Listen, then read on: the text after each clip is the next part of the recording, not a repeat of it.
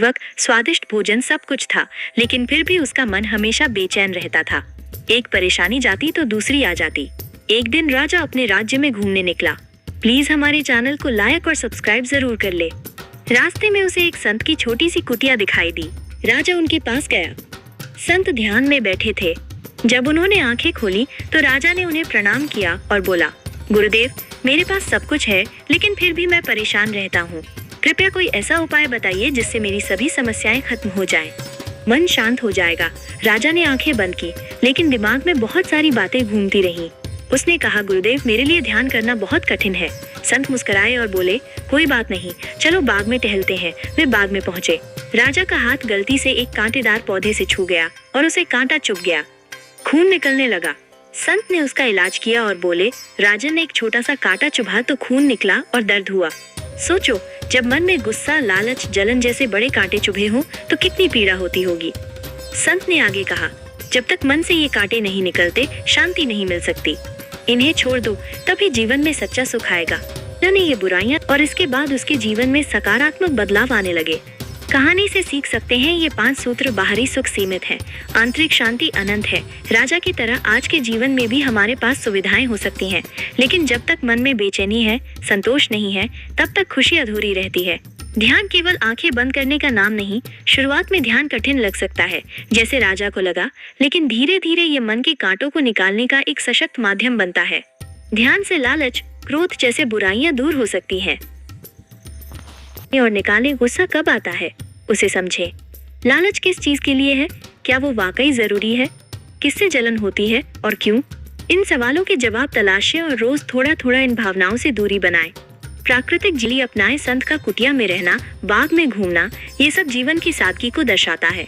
शांति के लिए हमें भी रोजमर्रा की जिंदगी में थोड़ा समय प्रकृति के साथ बिताना चाहिए। समस्याओं का समाधान बाहर नहीं, भीतर है। हर इंसान सोचता है कि कोई उपाय मिल जाए जिससे सारी समस्याएं खत्म हो जाएं, लेकिन असली उपाय खुद के भीतर झांकने में है। शिष्य के सामने लोग कर रहे थे गुरु की बुराई। गुरु ने हाथी का उदाहरण देकर शांत किया शिष्य का गुस्सा।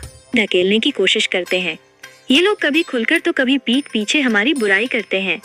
ऐसे लोगों का सामना किस प्रकार करना चाहिए, ये एक लोक कथा से समझ सकते हैं। एक संत अपने शिष्य के साथ गांव-गांव भ्रमण करते थे। वे जहाँ भी जाते, लोग उनके प्रवचनों को ध्यान से सुनते और उनके विचारों से प्रभावित होते। एक बार वे एक ऐसे गांव पहुंचे जहां उनके ज्ञान और आचरण से लोग बहुत प्रभावित हुए। वे धीरे धीरे प्रसिद्ध हो गए और दूर दूर से लोग उन्हें सुनने आने लगे। आप अभी तक हमारे चैनल को सब्सक्राइब नहीं किए हैं तो प्लीज हमारे चैनल को लाइक और सब्सक्राइब जरूर कर ले। उसी गाँव में एक पुजारी था जिसे ये सब देखकर संत से ईर्ष्या होने लगी। उसे लगा कि संत की लोकप्रियता उसके प्रभाव को कम कर देगी। असुरक्षा की भावना में आकर उसने संत के खिलाफ दुष्प्रचार करना शुरू कर दिया। गांव में फैलने लगी और कई लोग संत के बारे में गलत बातें करने लगे। एक दिन शिष्य के सामने भी लोग उसके गुरु की बुराई करने लगे। शिष्य क्रोधित हो गया। वो तुरंत अपने गुरु के पास गया और बोला, गुरुदेव, लोग आपके बारे में झूठी बातें फैला रहे हैं, आपको बदनाम करने की कोशिश कर रहे हैं, हमें कुछ करना चाहिए। संत मुस्कुराए और बोले, हमें दूसरों की नकारात्मक बातों पर ध्यान नहीं देना चाहिए, हमें अपने काम में मन लगाना चाहिए। शिष्य का गुस्सा शांत नहीं हुआ। तब संत ने एक सुंदर उदाहरण दिया जो जीवन की बड़ी सच्चाई बताता है। गांव में प्रवेश करता है तो सारे कुत्ते उसे देखकर, लेकिन हाथी बिना रुके अपनी मस्त चाल में चलता रहता है। वो न रुकता है, न प्रतिक्रिया देता है। संत बोले, हमें भी ऐसे ही बनना चाहिए। जो लोग नकारात्मक बातें करते हैं वे सिर्फ अपने मन की भड़ास निकालते हैं, लेकिन अगर हम उन्हें जवाब देने लगेंगे तो अपनी ऊर्जा और समय व्यर्थ कर देंगे। हमारा उद्देश्य सिर्फ ईमानदारी से अपना कार्य करना होना चाहिए। हमारे कर्म ही हमारी पहचान बनाएंगे और वही अंततः लोगों की सोच बदल देंगे। जीवन प्रबंधन के सूत्र। इस कथा से हमें जीवन प्रबंधन की महत्वपूर्ण सीख मिलती है। दूसरों की हर बात का जवाब देना जरूरी नहीं है। अगर हम सही हैं तो समय ही उन लोगों को जवाब देता है।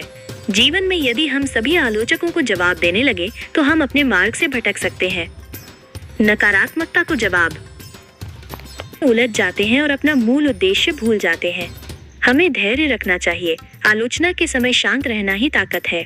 अपने कार्य पर केंद्रित रहेंगे तो हम अपने लक्ष्य हासिल कर लेंगे।